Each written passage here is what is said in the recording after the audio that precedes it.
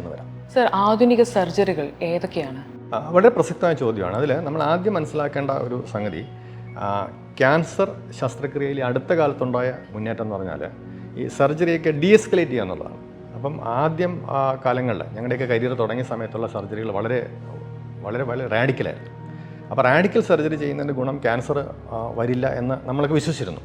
പക്ഷേ കുറച്ച് കഴിഞ്ഞപ്പോഴേക്കും നമുക്ക് മനസ്സിലായി ക്യാൻസർ റാഡിക്കാലിറ്റി കൊണ്ട് മാത്രം ക്യാൻസർ ശസ്ത്രക്രിയ ചെയ്തുകൊണ്ട് മാത്രം ക്യാൻസർ മാറത്തില്ല.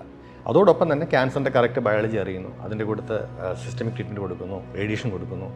ആ ഒരു മുന്നേറ്റത്തിൻ്റെ ഭാഗമായിട്ട് ക്യാൻസർ ശസ്ത്രക്രിയ ഡീഎസ്കലേറ്റ് ചെയ്യാൻ പറ്റിയിട്ടുണ്ട്. അതിൻ്റെ ഫലമായിട്ട് ക്യാൻസർ ശസ്ത്രക്രിയയുടെ പാർശ്വഫലങ്ങൾ നല്ലവണ്ണം കുറയ്ക്കാൻ പറ്റിയിട്ടുണ്ട്. അപ്പോൾ ഒരു 2-3 കാര്യങ്ങൾ പറയുകയാണെങ്കിൽ ഞാൻ പറയും, ഇപ്പം നമ്മുടെ കീഹോൾ അല്ല റോബോട്ടിക്സ്, ഇത് ഒരു നല്ലൊരു മുന്നേറ്റമാണ്. കാരണം ശസ്ത്രക്രിയയുടെ റാഡിക്കാലിറ്റിയും രോഗിക്കുള്ള പല ആവശ്യകതകളും കുറയ്ക്കാൻ പറ്റിയിട്ടുണ്ട്. മാത്രമല്ല ക്വാളിറ്റി ഓഫ് ലൈഫ് നല്ലോണം കൂടിയിട്ടുണ്ട്. കാരണം ഇപ്പോൾ സർജറി എന്ന് പറഞ്ഞാൽ ഒരു കാഷ്വലായിട്ട് നമ്മൾ ഓപ്പറേഷൻ ചെയ്യുന്നു, പേഷ്യൻ്റ് അടുത്ത ദിവസമോ അതിൻ്റെ അടുത്ത ദിവസമോ നോർമൽ റിട്ടേൺ സ്റ്റാർട്ട് ചെയ്യുന്നു, പെട്ടെന്ന് വീട്ടിലേക്ക് പോകുന്നു. ആ ഒരു സിറ്റുവേഷൻ നമുക്ക് കീഹോൾ വഴിയും റോബോട്ടിക് വഴിയും സാധിച്ചിട്ടുണ്ട്. അതുപോലെ തന്നെ ഇപ്പം ബ്രസ്റ്റ് ക്യാൻസറിൻ്റെ കാര്യം പറയുകയാണെങ്കിൽ ഈ ബ്രസ്റ്റിൻ്റെ റീകൺസ്ട്രക്ഷൻ, അതിൻ്റെ ഓങ്കോപ്ലാസ്റ്റിക് ടെക്നിക്കുകൾ അത് വളരെയധികം മുന്നോട്ട് പോയിട്ടുണ്ട്. അപ്പം അത് കാരണം നമുക്ക് ബ്രസ്റ്റ് ക്യാൻസറിന് മുന്നിലും പിന്നിലും ഒരുപക്ഷെ രോഗിയുടെ ബ്രസ്റ്റ് കണ്ട് തിരിച്ചറിയാൻ പോലും പറ്റാത്ത രീതിയിലുള്ള റീകൺസ്ട്രക്ഷൻ ഇന്ന് സാധ്യമാണ്.